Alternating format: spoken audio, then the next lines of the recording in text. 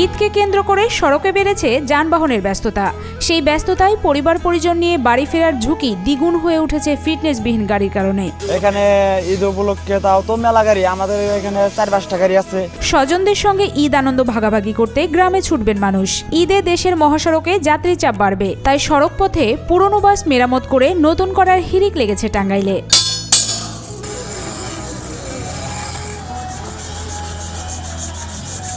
পুরাতন এসব গাড়িগুলোকে নতুন রূপ দিতে মেকানিক ও ওয়ার্কশপে চলছে সাজসজ্জার কাজ। কেউ কেউ বহু বছরের পুরনো গাড়ির গায়ে রং চং লাগিয়ে নতুন রূপে সাজাচ্ছেন। ঈদে যাত্রীদের দৃষ্টি কাটতেই যেন এত সব আয়োজন। প্রকাশ্যে এসব গাড়ির মেরামতের কাজ চললেও দেখার কেউ নেই। ওয়ার্কশপের কর্মীরা বলছে, প্রতি বছরই ঈদের 1-1.5 মাস আগে থেকে এমন শত শত গাড়ি গ্যারেজে আসে। তখন দিনরাত এক করে এই সকল গাড়ি মেরামত করা হয়। কিন্তু আমাদের অনেক খুব কাজের চাপ, আমরা কাজ করে সারতে পারছি না। দিন রাত কাজ করা লাগছে আমাদের। সকাল 6টায় আসি, আমরা রাত 9টা পর্যন্ত। প্রত্যেক বছরই আপনার রোজার ঈদ, কোরবানি ঈদ, প্রত্যেক বছরই ঈদে মনে করেন যে আমাদের কাজের চাপ থাকে। এবং এখানে ঈদ উপলক্ষে তাও তো মেলা গাড়ি, আমাদের এখানে 4-5টা গাড়ি আছে। অম্বুরা কাজ আছে, অম্বুরা গাড়ি আছে, আবার ওই পাশে গাড়ি আছে, ওই কাজ আছে, ওই পাশেও গাড়ি আছে 2-3টা। তাতে আমাদের গাড়ি এখনো 12-13টা গাড়ি আছে হাতে। মানে গাড়িতে 4-5জন লোক কাজ করতেছে, যাতে ঈদের আগে গাড়িটা বাইরে হয় তাড়াতাড়ি। আমরা 2টা পয়সা পাই, মালিক সব 2টা পয়সা পাই, এইভাবে কাজ করতেছে আর কি।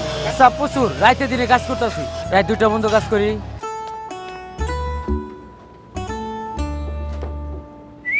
এই ঈদে জুয়েলারি ক্লোদিং এ বিকাশ পেমেন্টে ডিসকাউন্ট। পরিবহন চালকেরা বলেন, প্রতি বছরই তারা ঈদের আগে গাড়ি মেরামত সহ রঙের কাজ করান। আর গাড়ি নতুনের মতো না দেখালে যাত্রীর দৃষ্টি আকর্ষণ করা যায় না, তাই পুরাতন গাড়ি রঙিন করা হচ্ছে বলে জানান তারা। 15-20 দিন ধরে একটা গাড়ি কিনছি কিছু কম টাকায়। এই গাড়িটা মেরামত করতেছি ঈদের যাত্রীর কারণে, এবং ঈদের যাত্রীগুলা যাতে ভালোভাবে গন্তব্যস্থানে যা পৌঁছতে পারে। এই কারণে গাড়িটা মেরামত কইরা ডাইনে বামে যত টিন টুন আছে সব নতুন করে দিলাম, এবং সিটগুলো নতুন করে দিলাম, যাতে একটা যাত্রী আরামসে যাইতে পারে। জানে বলেন একটা গাড়িতে ভালো একটা গাড়িতে আছে, এবং সামনে যে ঈদ আছে, ঈদের মধ্যে আঙ্গুর 2টা পয়সা যাতে আমরা পাই। গাড়ির মধ্যে কোনো সমস্যা নেই। তারপরে আমি টুকিটাকি কাজ করিয়া গাড়ির মেরামত করে দিলাম, যাতে আমার কেউ ভুল না ধরতে পারে। এই গাড়িতে 5 লক্ষ টাকা খরচ হয়েছে, রং চং মিলিয়া 5 লক্ষ টাকা গেছে আমার। গাড়ি মেরামত করতেছি, হ্যাঁ, গাড়ি পালাতন টিন পালা করে রং করতেছি। 2 লাখ টাকার মতো খরচ হলো। ঈদ উপলক্ষে রোজার কারণে ব্যবসা বাণিজ্য খারাপ, এই কারণে আমরা একটু গাড়ি বসাই দিচ্ছি। এই টাইমে একটু মেরামত করি আমরা প্রতি বছর।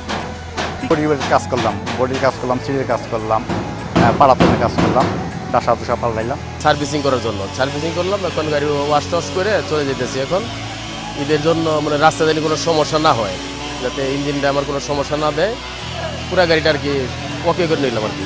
টাঙ্গাইলের পুলিশ সুপার মিজানুর রহমান বলেন, ঈদ যাত্রার সময় কিছু ত্রুটিপূর্ণ ও লক্কর-ঝক্কর গাড়ি মহাসড়কে দেখা যায়। এসব গাড়িগুলো অনেক সময় দুর্ঘটনার কবলে পড়ে। এতে মহাসড়কে অনেক সময় যানজটের সৃষ্টি হয়। ফিটনেসবিহীন এসব গাড়ি যাতে মহাসড়কে যান চলাচল ব্যাহত করতে না পারে, সে বিষয়ে প্রয়োজনীয় পদক্ষেপ নেওয়া হবে। প্রায় 20-এর অধিক জনপদের মানুষ আমাদের এই টাঙ্গাইলের এই রোড দিয়ে অতিক্রম করবে।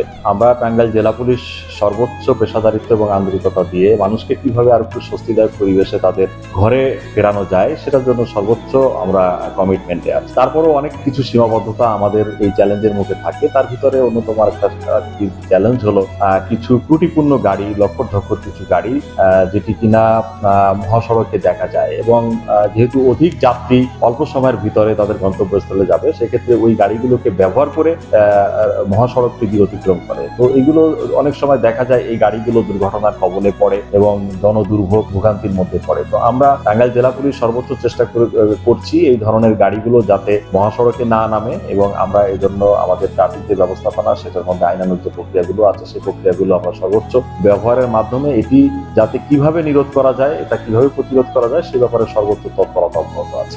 দেশের দ্বিতীয় বৃহত্তম ঢাকা টাঙ্গাইল যমুনা সেতু মহাসড়ক। রাজধানী ঢাকার সাথে সড়ক পথে উত্তরবঙ্গের একমাত্র যোগাযোগ মাধ্যম এই মহাসড়কটি। এই সড়ক দিয়ে প্রায় উত্তর ও দক্ষিণবঙ্গের 24 জেলার যানবাহন চলাচল করে। প্রতি বছরই ঈদকে সামনে রেখে এক শ্রেণীর অসাধু ব্যবসায়ীরা সড়কে লক্কর-ঝক্কর এবং ফিটনেসবিহীন গাড়ি বের করে। এসব গাড়ি হঠাৎ করেই মহাসড়কে বিকল হয়ে যায়। এতে উভয় পাশের গাড়ি থেমে পড়ে। এক পর্যায়ে তীব্র যানজটের সৃষ্টি হয়।